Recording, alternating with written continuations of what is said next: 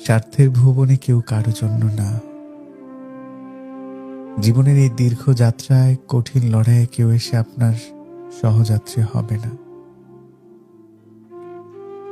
আসলে কি জানো, জীবন কাউকে নিয়ে গোছানো যায় না, জীবন গোছাতে হয় একা একা। আর এই চরম সত্যটা যত তাড়াতাড়ি বুঝতে পারা যায় ততই ভালো। আমি দেখেছি, জেনেছি, চারপাশে কত কত বন্ধু, কত শুভাকাঙ্ক্ষী, কত প্রিয়জন, কত মানুষ। ওরা সবাই বিপদে পাশে থাকার প্রতিশ্রুতি দেয়, অথচ জীবনের অন্ধকার গলিটার মুখোমুখি হয়ে পেছনে তাকিয়ে দেখলাম কোথাও কেউ নেই।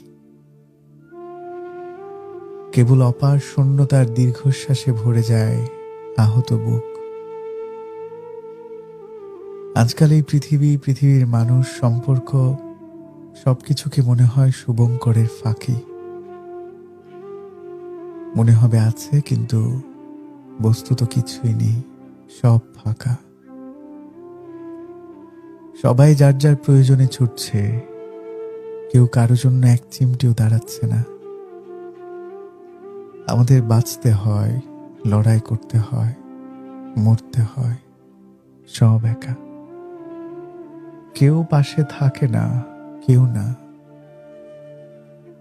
এই জন্যই বোধ হয় মির্জা গালিব বলেছিলেন, এই পৃথিবীতে অনেকেই তোমার সাথে হাঁটবে, কিন্তু কেউ তোমার জন্য হাঁটবে না।